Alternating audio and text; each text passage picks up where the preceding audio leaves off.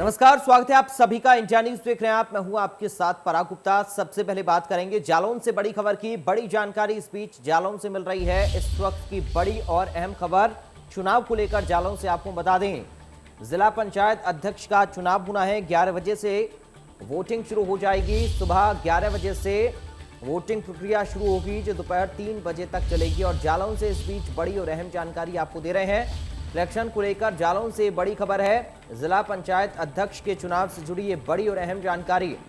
सुबह 11 बजे से जालौन में भी मतदान शुरू हो जाएगा। जिला पंचायत अध्यक्ष के लिए बीजेपी और कांग्रेस के बीच में यहां पर कांटे की टक्कर नजर आ रही है।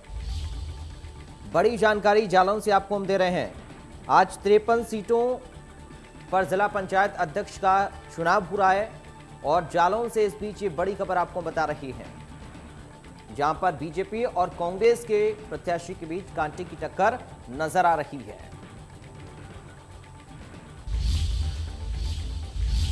जिला पंचायत अध्यक्ष के लिए थोड़ी देर में चुनाव शुरू हो जाएंगे। इसको लेकर सभी प्रत्याशियों ने कमर कस ली है। इसी को लेकर हमारे संवाददाता ने मौके का जायजा लिया। इंतजार की घड़ियां खत्म हुई, समय आ गया जिला पंचायत अध्यक्ष चुनने का। इस मैदान चुनाव के मैदान में 2 प्रत्याशी मैदान में हैं जो इस समय सक्षम है। दोनों प्रत्याशियों के पास जीत के लिए पूर्ण बहुमत नहीं है। दोनों प्रत्याशियों ने अपने अपने राजनीति के शतरंज के मोहरे इधर उधर खिसकाते रहे। अभी तक जो सुबह का समय है, आज की शाम दोनों प्रत्याशियों के भाग्य का फैसला करेगा। एक को लगेगा महाशनि, दूसरे प्रत्याशी बैठेगा जिला पंचायत की सीट पर। अब देखना यह है आज शाम तक कि किस तरीके का फैसला होता है। अगर बात की जाए दोनों प्रत्याशियों को छोड़कर 23 जिला पंचायत सदस्य हैं जो इनके भाग्य का फैसला करेंगे। एक के पास शासन रूपी ब्रह्मास्त्र है तो दूसरे के पास अमोघ अस्त्र है जो जनता और इनके समर्थक के रूप में मान रहे हैं। जबकि जो इस समय जो बिजलाल खावरी की पीसीएस पत्नी हैं उर्मिला सोनकर, उनको यही चिंता सता रही है कहीं सत्ता रूपी जो भी सत्ता और प्रशासन है कहीं इनके साथ कोई ऐसा कार्य न करे जिससे इन्हें ये सीट से हाथ धोना पड़े। दोनों प्रत्याशी जीतने के लिए अपने मन में विचार कर रखे हैं कि जीत उन्हीं की सुनिश्चित होगी, लेकिन अभी जो सदस्य हैं उनके मन का खटास सिद्ध, मन में जो खटास है वो दोनों प्रत्याशी सिक्योर नहीं हो पा रहे कि जीत मेरी होगी या मेरी होगी। लेकिन दोनों प्रत्याशी अपनी जीत के लिए अपने आश्वस्त हैं। इंडिया न्यूज के लिए जालौन से प्रवीण दुबे। और रामपुर जिला पंचायत अध्यक्ष पद की कुर्सी के लिए कलेक्ट्रेट में मतदान शुरू होना है। एक तरफ एसपी के कद्दावर नेता आजम खान की साख यहां दांव पर रखी है, तो वहीं दूसरी तरफ मुख्तार अब्बास नकवी की साख दांव पर है। ऐसे में देखना होगा कि कौन किसको हराकर अपने नेता का मान बढ़ाने में सफल होता है। मतदान केंद्र से हमारे संवाददाता ने जायजा लिया। तो रामपुर के जिला कलेक्ट्रेट में थोड़ी देर के बाद जिला पंचायत अध्यक्ष पद की कुर्सी के लिए मतदान होना है। यहां पर एक तरफ समाजवादी पार्टी के दिग्गज नेता मोहम्मद आजम खान की साख दांव पर लगी है, तो वहीं भारतीय जनता पार्टी के केंद्रीय मंत्री मुख्तार अब्बास नकवी ने अपने प्रत्याशी ख्यालीराम लोधी को चुनाव मैदान में उतारकर अपनी साख दांव पर लगा ली है। देखना भी दिलचस्प होगा कि यहां पर ख्यालीराम लोधी समाजवादी पार्टी की दिग्गज नेता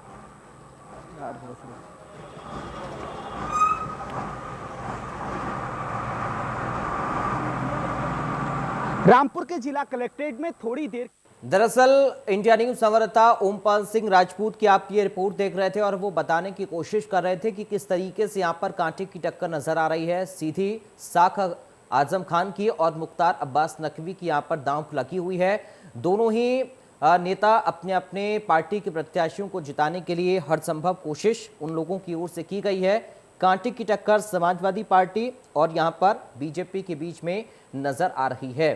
तो सुबह 11 बजे से लेकर 3 बजे तक ये वोटिंग की पूरी प्रक्रिया चलने वाली है। जिला पंचायत अध्यक्ष के चुनाव के लिए 75 में से 22 सीटों पर पहले ही नतीजे आ चुके हैं, जिनमें 21 पर बीजेपी से निर्विरोध अध्यक्ष चुन लिए गए हैं, 1 पर Samajwadi party, Etawah seat Samajwadi party के खाते में रही है। और आज जो 53 सीटों के लिए मतदान हो रहा है जिला पंचायत अध्यक्ष का, इस पर सबकी निगाहें अब टिकी हुई हैं। कई जगह पर कांटे की टक्कर साफ तौर पर नजर आ रही है, और क्योंकि बीएसपी की ओर से अपने उम्मीदवारों को मैदान में नहीं उतारा गया है, बीएसपी ने किनारा इन चुनावों से किया है, जाहिर तौर पर समाजवादी पार्टी और बीजेपी के बीच कड़ा मुकाबला इन 53 सीटों पर अब सबकी नजर बनी हुई है।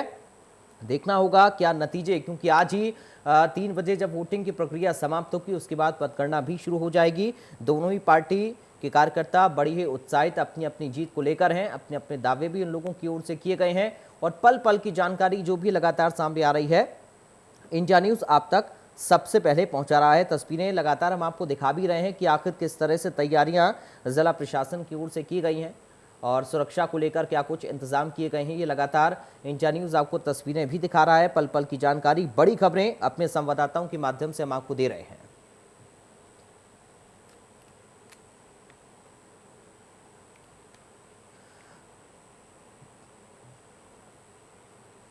मुजफ्फरनगर से धर्मेंद्र और मेरठ से सनुज शर्मा हमारे साथ लाइव जुड़ गए हैं संवाददाता अधिक जानकारी और बातचीत के साथ। सबसे पहले सनुज का हम लोग करेंगे। सनुज, कड़ा मुकाबला आज इन 53 सीटों पर है, मेरठ में क्या अपडेट आपके पास?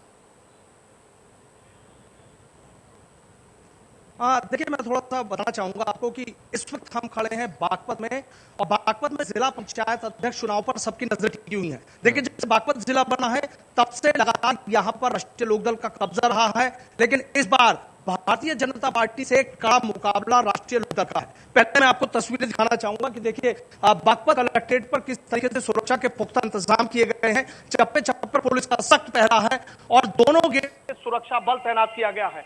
ड्रोन कैमरों से भी यहां पर नजर रखी जाएगी और सीसीटीवी कैमरों से भी लगातार निगरानी होगी। सबसे बड़ी बात यह है कि दोनों ही दल अपनी अपनी जीत का दावा कर रहे हैं।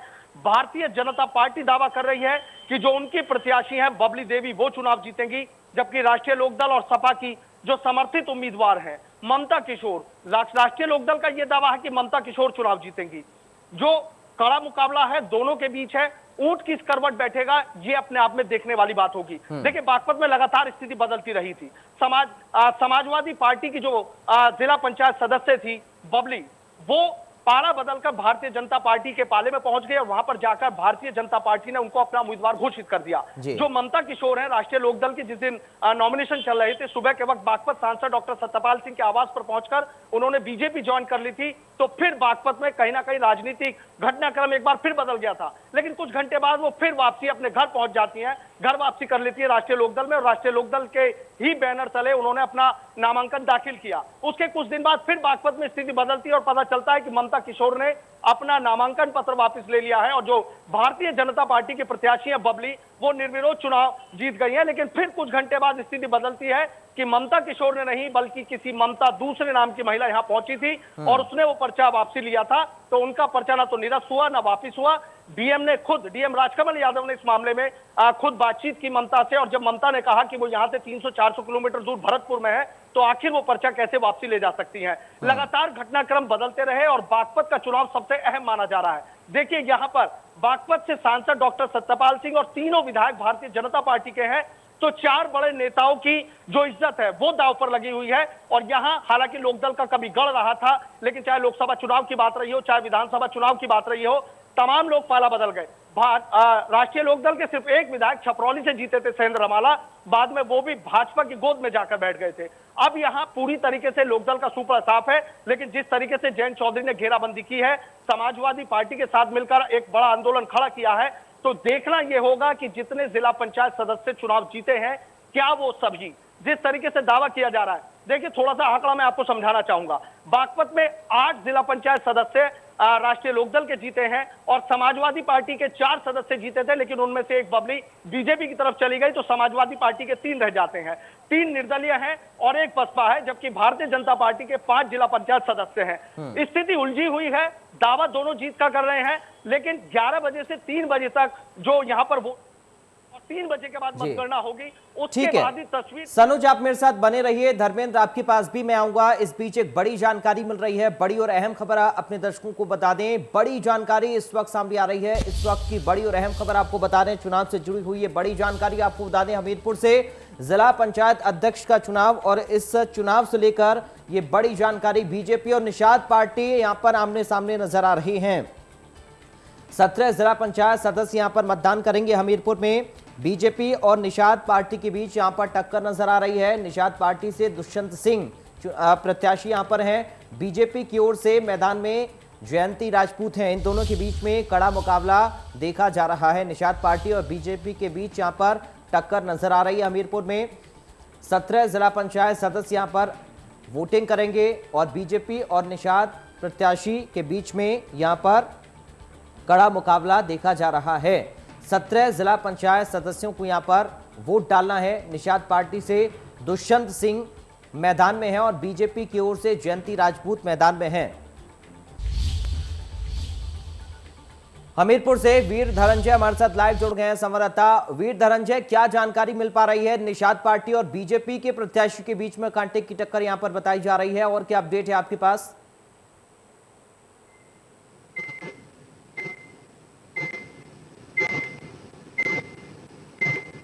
निषाद पार्टी और भारतीय जनता पार्टी दोनों आमने सामने हैं। भारतीय जनता पार्टी की जहां प्रत्याशी बीजेपी की पूर्व जिला पंचायत अध्यक्ष जयंती राजपूत हैं, वहीं पे निषाद पार्टी ने दुष्यंत सिंह को मैदान में उतारा है और दोनों ही प्रत्याशी अपने जीत के दावे कर रहे हैं और दोनों ही प्रत्याशियों का कहना है कि जीत के लिए उनके पास पर्याप्त सदस्य मौजूद हैं। वहीं शासन प्रशासन पूरी तैयारी कर ली गई है और थोड़ी देर में यहाँ पे वोटिंग शुरू होने वाली है और फिर पता चलेगा कि आखिर किसके सर पे जीत का चेहरा बनता है। जी, यानी कि माना जाए कि कांटे की टक्कर, क्योंकि जिस तरह से आप बता रहे हैं कि खुद पूर्व जिला पंचायत अध्यक्ष यहां पर चुनावी मैदान में उतारी गई हैं और ऐसे में साफ तौर पर कड़ा मुकाबला नजर आ रहा है। इंतजाम सुरक्षा के और क्या कुछ आपको नजर आ रहे हैं धनंजय? वहां पर प्रशासनिक तौर पर क्या व्यवस्थाएं की गई हैं, क्योंकि 11 बजे से वोटिंग भी शुरू होनी है, समय भी अब कम बचा है। जी देखिए, आपको बताना चाहूंगा शासन प्रशासन ने यहाँ पे चुस्त और दुरुस्त व्यवस्थाएं की हुई है। वहीं हाईकोर्ट के आदेश पर बिल्कुल यहाँ पे सीसीटीवी के सामने चुनाव संपन्न कराए जाने की व्यवस्था की गई है।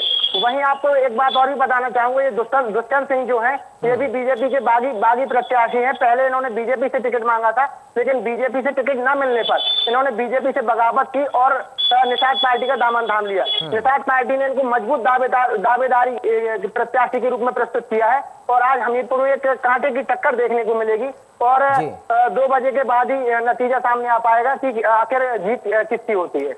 वीर धनंजय, आप मेरे साथ बने रहिए, आपके पास मैं लौटूंगा। सीधा रुख करेंगे मुजफ्फरनगर का, जहां पर धर्मेंद्र हमारे साथ लगातार बने हुए हैं। धर्मेंद्र, क्या कुछ जानकारी आपके पास चुनाव से संबंधित, क्या तैयारियां चल रही हैं?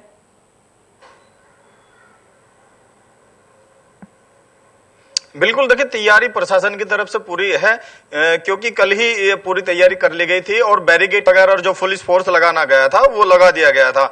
मुख्य तौर ये पूरी जो चुनाव प्रक्रिया है मुजफ्फरनगर कचहरी में होनी है, कलेक्ट्रेट में होनी है और जो कचहरी से और मतदान स्थल का जो मतदान स्थल है वो 200 मीटर के करीब की दूरी है, उस पर जो है काफी पुलिस फोर्स लगाया गया और एक ही गेट से जो है एंट्री दी गई है और उसी से आना जाना रहेगा। जो वोट डालने जाएगा वहीं से और वोट डालकर भी वहीं से वापस आएगा और पूरे सिटी को जो है, पूरे जो शहर को है, अलग अलग 4 सेक्टर में बांट दिया गया और पूरी तरह से सुरक्षा है। और बात करें अब राजनीति की बात यह है कि जिस तरह से लोग जो जिला पंचायत सदस्य थे जो बीजेपी की ओर है वो बीजेपी वालों को उनकी साथ में आएंगे और यहाँ तक सुना जा रहा है कि उनको कुछ मंत्री भी साथ में जो है चुनाव स्थल तक लाने की कोशिश करेंगे। हालांकि जिला प्रशासन इस चीज को हामी नहीं भरता है। यानी कि तैयारी जिला प्रशासनिक तौर पर पूरी तरह से कर ली गई है, कांटे की टक्कर नजर आ रही है। क्या कुछ समीकरण वहां के, क्या कुछ गणित बनता हुआ धर्मेंद्र नजर आ रहा है आपको? देखिए, समीकरण की अगर बात करूं तो जो सत्ता पक्ष है बीजेपी की, जो जीताओ जो कैंडिडेट है वो 13, उनकी संख्या 13 है और जो बाकी 43 में से जो 13 बीजेपी के और 30 के करीब जो है विपक्ष के हैं और जो विपक्ष ठीक है, आप बने रहिए धर्मेंद्र मेरे साथ, धनंजय आप भी बने रहिए, आप लोगों के पास मैं लौटूंगा। इस बीच बागपत से बड़ी खबर सामने आ रही है, बागपत से बड़ी और अहम जानकारी अपने दर्शकों को बता दें। लगातार बड़ी खबरें हम आपको बता रहे हैं, ताजा अपडेट हम आप तक पहुंचा रहे हैं। बागपत में जिला पंचायत अध्यक्ष के चुनाव से जुड़ी ये बड़ी जानकारी सामने आ रही है। इस बीच बड़ी खबर आपको बता दें, बीजेपी और आरएलडी में यहां पर कांटे का मुकाबला देखा जा रहा है। बीजेपी से बबली देवी चुनावी मैदान में है, भारतीय जनता पार्टी की ओर से बबली देवी को मैदान में उतारा गया और रालोद सपा से ममता किशोर यहां पर प्रत्याशी बनाई गई हैं। तो बीजेपी और आरएलडी की साख यहां पर, दोनों ही पार्टियों की साख यहां पर दांव पर लगती हुई नजर आ रही है और पूरी कोशिश लगातार दोनों पार्टियों की ओर से अपने अपने प्रत्याशियों की जीत के लिए की जा रही है। बागपत से सनोज शर्मा हमारे साथ लाइव लगातार बने हुए हैं पल पल की जानकारी के लिए। सनोज, दोनों ही प्रत्याशियों में, दोनों ही पार्टी में कांटे का मुकाबला इस बार यहां पर देखा जा रहा है।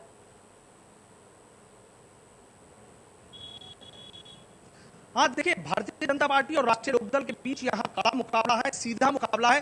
ऊंट किस करवट बैठेगा ये तरीके से साफ हो जाएगी। दोनों ही जो पार्टी है वो अपनी अपनी जीत का दावा कर रहे हैं। चूंकि यहाँ राष्ट्रीय लोकदल ने हल्ला बोल का ऐलान किया था, सोशल मीडिया पर तमाम पोस्टर वायरल किए गए थे कि सैकड़ों की संख्या में जो ट्रैक्टर हैं वो बागपत कलेक्ट्रेट के चारों तरफ पहुंचेंगे। तो इसको लेकर जो पुलिस प्रशासन है वो पूरी तरीके से अलर्ट है। एक तस्वीर ये देखिए कि बागपत कलेक्ट्रेट की तस्वीर है कि यहाँ मुख्य गेट पर ही किस तरीके से सुरक्षा के तमाम पुख्ता इंतजाम किए गए हैं। भारी संख्या में जो पुलिस बल है वो यहाँ पर तैनात कर दिया गया है। दूसरी तस्वीर में आपको ये दिखाना चाहूंगा कि ये दिल्ली यमुनोत्री एक्सप्रेसवे है और यहाँ आप देखिए कि दिल्ली यमुनोत्री नेशनल हाईवे पर किस तरीके से वन वे व्यवस्था यहाँ पर कर दी गई है। ये तस्वीर देखिए, पूरी तरीके से इस रास्ते को वन वे कर दिया गया है, बैरिकेडिंग कर दी गई है और यहाँ भी सुरक्षा के पुख्ता इंतजाम किए गए हैं। चप्पे चप्पे पर पुलिस का सख्त पहरा यहाँ पर लगाया गया है। ठीक बराबर वाली रो से ही वाहन आएंगे और बराबर वाली रो से ही वाहन यहाँ पर जाएंगे। दूसरा इस तरफ देखिए, इधर भी बाकायदा यहाँ बैरिकेडिंग कर दी गई है। दिल्ली यमुनोत्री नेशनल हाईवे की ये तस्वीरें हैं, ये सीधा दिल्ली से यमुनोत्री को रास्ता जोड़ता है और यहाँ पर भी बैरिकेडिंग कर दी गई है। यानी पुलिस प्रशासन कोई चूक नहीं करना चाहता है, सुरक्षा में कोई सेंध ना लगा पाए, इसके पूरे इंतजाम किए गए हैं। बाकायदा ड्रोन कैमरे से भी यहाँ पर नजर रखी जाएगी और सीसीटीवी कैमरे से भी नजर रखी जाएगी। भारतीय जनता पार्टी की तरफ से अगर हम बात करें तो यहाँ बबली देवी चुनाव मैदान में है और राष्ट्रीय लोकदल समाजवादी पार्टी की तरफ से ममता किशोर मैदान में है। दोनों के बीच कड़ा मुकाबला है। बागपत में स्थिति लगातार बदलती रही और देखिए, हाँ एक बात ये देखने वाली है कि पास के कुछ जिलों में बारिश हो गई हो और आसमान में भले ही बादल छा रहे हो और मौसम थोड़ा सा कल से कुछ बदला हो, थोड़ी नरमी आई हो, पारा डाउन हुआ हो, लेकिन राजनीतिक पारा पूरी तरीके से चढ़ा हुआ है। क्योंकि यहाँ पर 3 विधायक और एक सांसद की जो प्रतिष्ठा है वो दांव पर लगी हुई है। पूरे राष्ट्रीय लोकदल की प्रतिष्ठा दांव पर लगी हुई है। लगातार स्थिति यहाँ पल पल बदलती रही और आज उस मुकाबले की घड़ी आ गई है कि आखिर भारतीय जनता पार्टी जीतेगी या फिर यहाँ पर राष्ट्रीय लोकदल की प्रत्याशी जीतेगी। देखिए, जब से बागपत जिला बना है तब से यहाँ पर राष्ट्रीय लोकदल का दबदबा रहा है। सबसे पहली जिला पंचायत अध्यक्ष यहाँ बनी थी शकुन यादव और उसके बाद से लगातार यहाँ पर राष्ट्रीय लोकदल का ही कब्जा रहा। क्या राष्ट्रीय लोकदल का विजय रथ यहाँ पर अभी भी लगातार जारी रहेगा? उसके रथ को कोई नहीं रोक पाएगा या राष्ट्रीय लोकदल का जो तिलिस्म है इस बार भारतीय जनता पार्टी से तोड़ने में कामयाब हो पाएगी? क्या यहाँ पर कमल खिल पाएगा? ये ऐसे तमाम सवाल हैं जिनके जवाब 3 बजे के बाद मिल पाएंगे। लेकिन राजनीतिक पारा पूरी तरीके से चढ़ा हुआ है, सभी अपनी अपनी जीत का दावा कर रहे हैं और देखना ये होगा। देखिए, इस बात से इनकार नहीं किया जा सकता कि ये जो जिला पंचायत अध्यक्ष जो बनेगा और जिला पंचायत अध्यक्ष जिस भी पार्टी का चुनाव यहाँ पर जीतेगा उसी पार्टी को यहाँ पर पूरी तरीके से विधानसभा चुनाव में काफी फायदा मिल सकता है। इसलिए ये जिला पंचायत अध्यक्ष, बागपत जिला पंचायत अध्यक्ष का चुनाव काफी अहम माना जा रहा है। सांसद डॉक्टर सत्यपाल सिंह ने पूरी घेराबंदी की है कि किसी भी तरीके से भारतीय जनता पार्टी के प्रत्याशी को चुनाव जिता दिया जाए। जयंत चौधरी लगातार अपने नेताओं से संपर्क में रहे, पूरी एक उन्होंने चक्रव्यूह रचा है कि उस चक्रव्यूह को कोई ना भेद पाए। जो जिला पंचायत सदस्य है राष्ट्रीय लोकदल और समाजवादी पार्टी के हैं, उनको यहाँ से राजस्थान के भरतपुर जो 300 से 400 किलोमीटर दूर पड़ता है वहां उनको एक जगह रख दिया था और इस बात की आशंका जताई जा रही थी कि कहीं किसी तरीके से सत्ता के दबाव में चुनाव प्रभावित ना हो जाए या उनके जो जिला पंचायत सदस्य चुनाव जीते हैं एसटी और आईएसटी। ठीक है, अब सनोज आप मेरे साथ बने रहिए, मैं आपके पास लौटूंगा और भी जानकारी आपसे वहां से हम कलेक्ट करेंगे। वीर धनंजय, फिलहाल मौजूदा स्थिति क्या है, अपडेट आपको क्या कुछ मिल पा रहा है, क्योंकि अब समय बहुत ही कम बचा है चुनाव की प्रक्रिया शुरू होने में?